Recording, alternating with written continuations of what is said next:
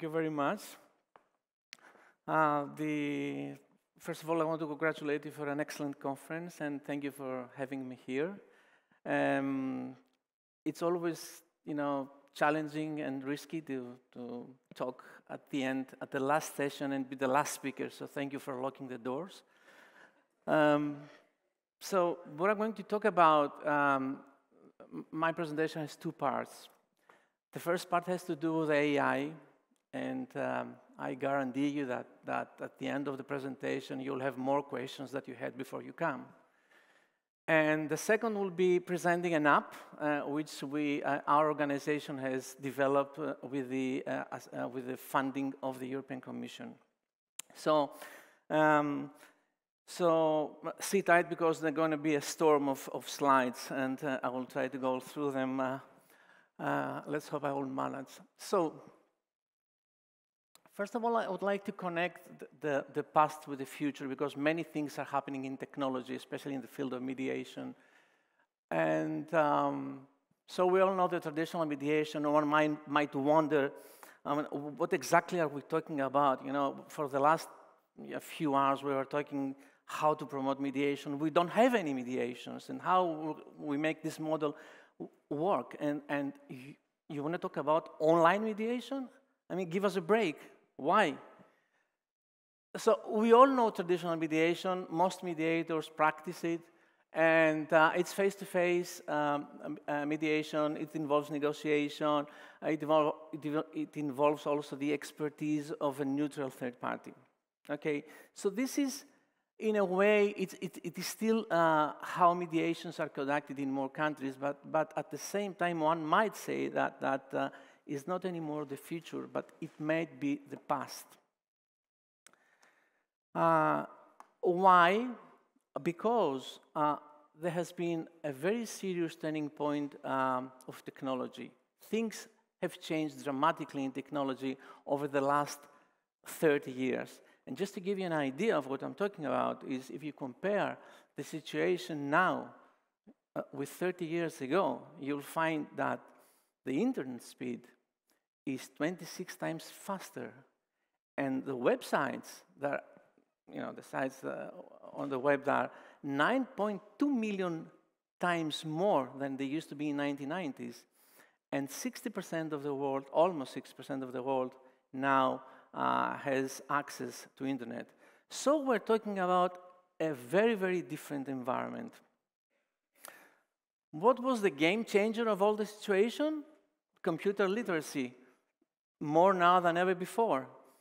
The evolution of technology, which has progressed at a very, very fast pace. The change of mindset, not necessarily to all stakeholders, but to most of them. The industry of disputes, the most growing, fast-growing industry in the world, because disputes are produced every day, and even more with technology. And I will tell you a little bit later more about the consumer disputes. And of course, now we have to compare, especially in mediation, a real world as opposed to a virtual world, because they're both present now.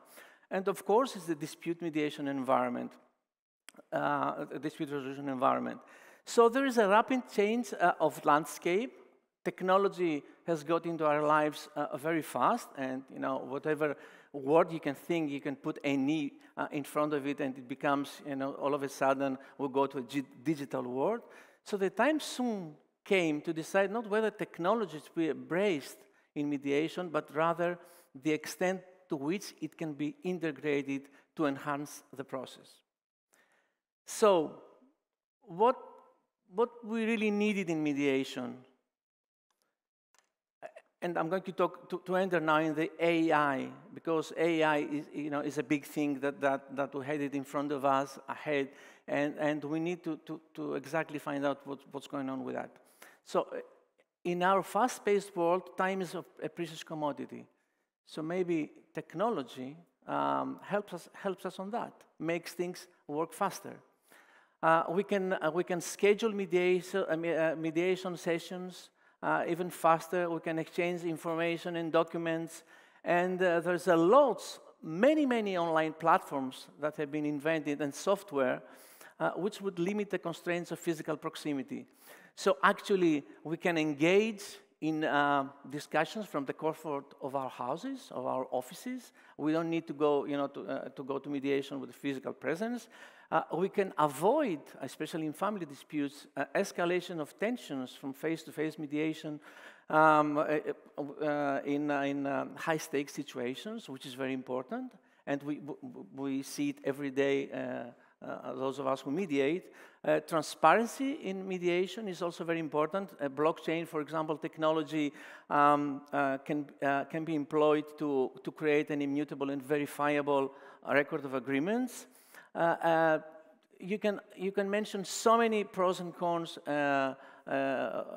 with technology. I know there are some people argue in favor of technology and some others not, but this is an ongoing dialogue. So all of this idea of online dispute resolution has led to what Ethan Katz has very smartly said, the fourth party. So the fourth party is technology assisting. So we had the parties, the two parties, with their lawyers in some jurisdictions, and we also had the mediator, and the fourth party was the technology. Okay, so we have used simple tools.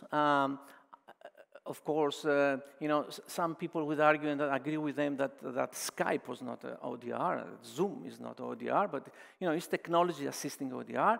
So we also then moved to video communication. So again, instead of talking to the parties, call them, sending emails, we got to something which was more interactive. And then we switched to more sophisticated video platforms. We even used, as Graham mentioned, blind bidding systems. I mean, not very quite often, but the technology was there. Okay, so face-to-face mediations went online. We're talking about a world that is changing. Mediators were trained to be online mediators, whatever that means, meaning perhaps that they're struggling to manage mediation and technology equally well, okay, in order also to gain the trust of the parties.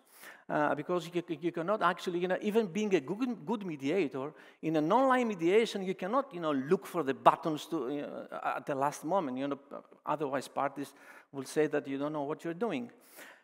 And the question, as I said before, is just as we conquered the top of the mountain, we have become mediators, incoming mediations,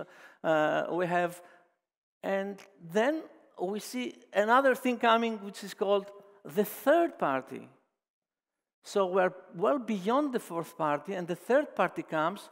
That means technology that can resolve disputes, okay? And this is a whole different thing, okay? Because we're moving to a different world. So AI, and you'll see what kind of AI I'm talking about. So AI algorithms can analyze vast amounts of data to identify patterns and potential solutions.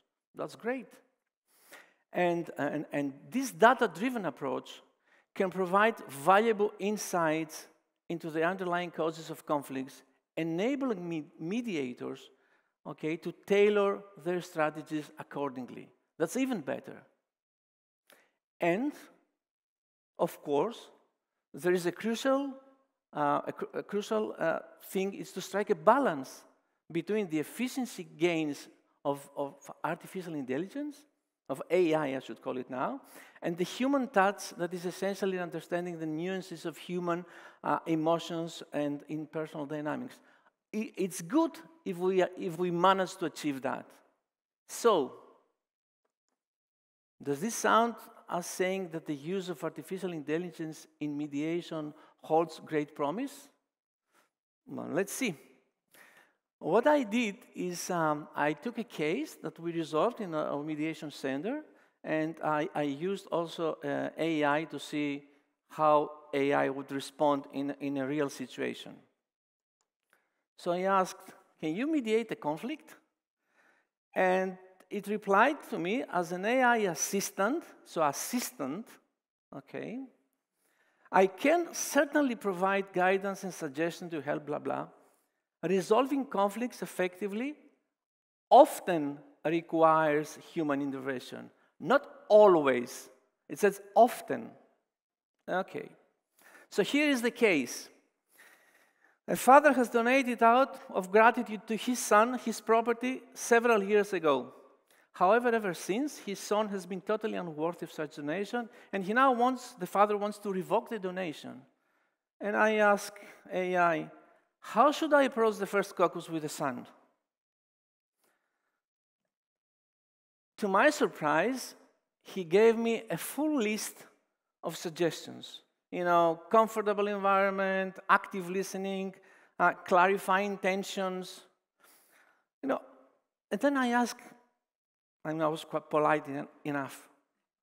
These are principles of mediations. What are you saying? I mean, it is obvious. I know this. I was looking into something more precise. Can you suggest some questions I could ask the son?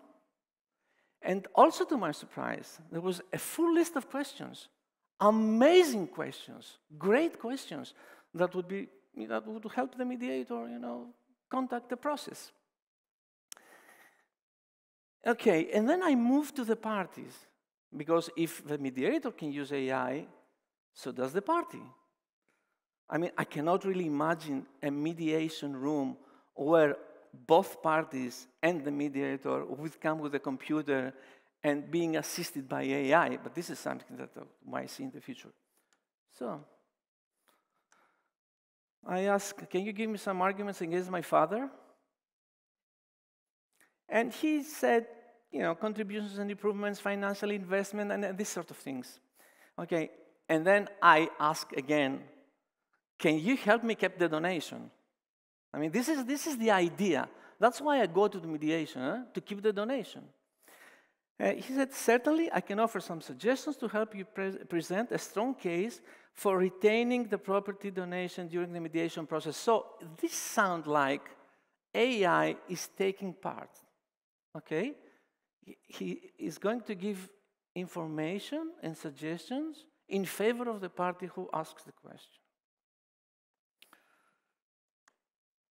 So is this AI or AI?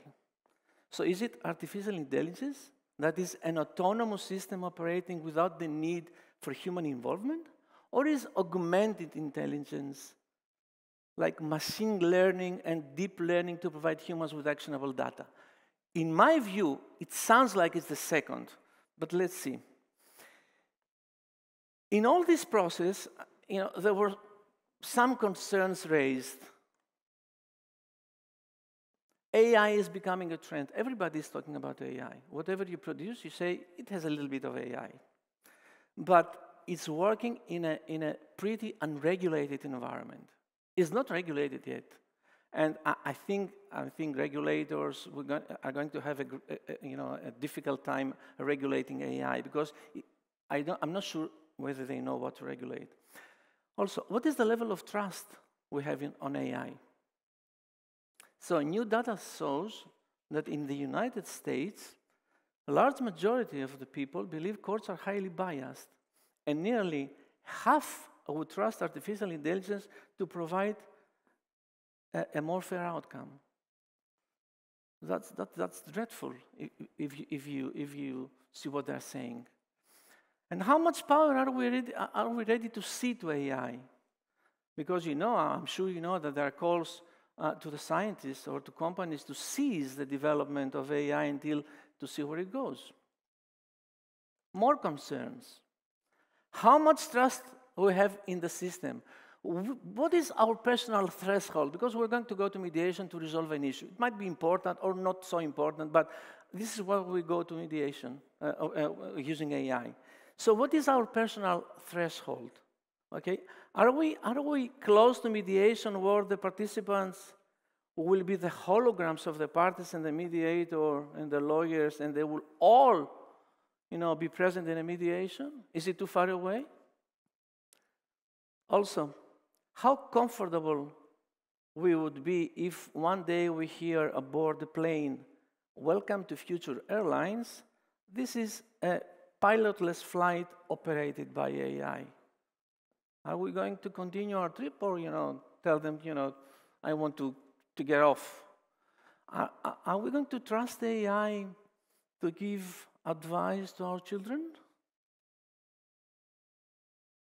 Are we ready to cede power of attorney to machines?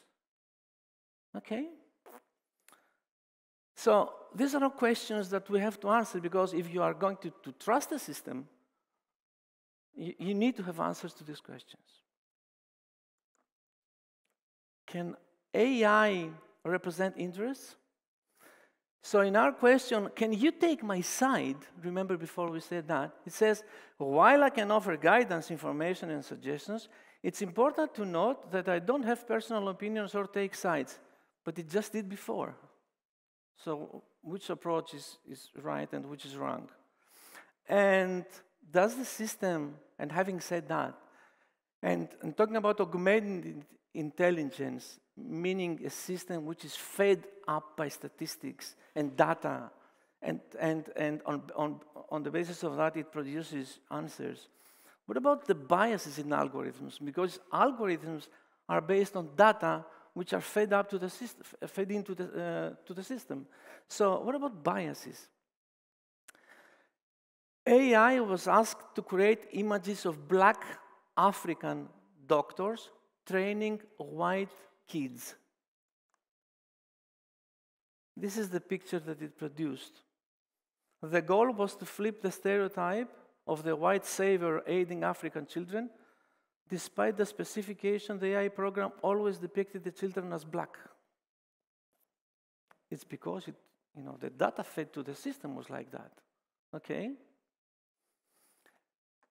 How many are the combinations of the human behavior? Can anybody count? Can they all be reproduced by a machine? Really? For each one of us?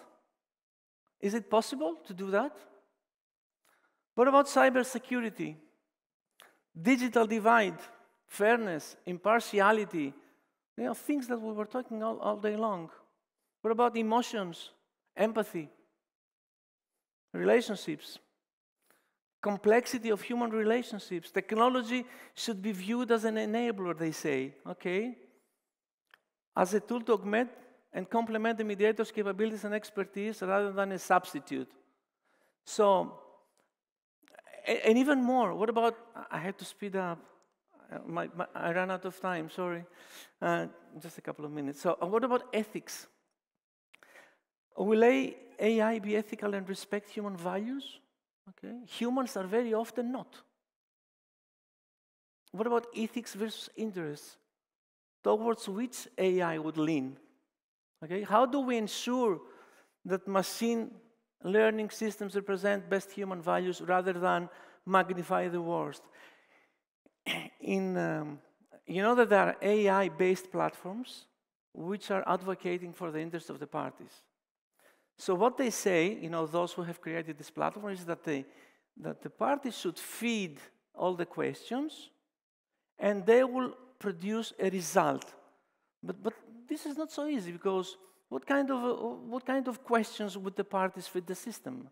And they also say that in order to achieve something which looks fair, it has to be, the system works better, they say, if they had to do with monetary values, if not too much, empathy and all these things are involved, if the parties are honest in what they're saying. I mean, come on, in mediation, many times you'll have to face lies, and so it's not an easy job. So, more, are we comfortable to accept AI rulings, AI arbitral decisions? Can decisions made by AI be appealed? On what grounds? Will there be misjustice in AI? And judged by whom?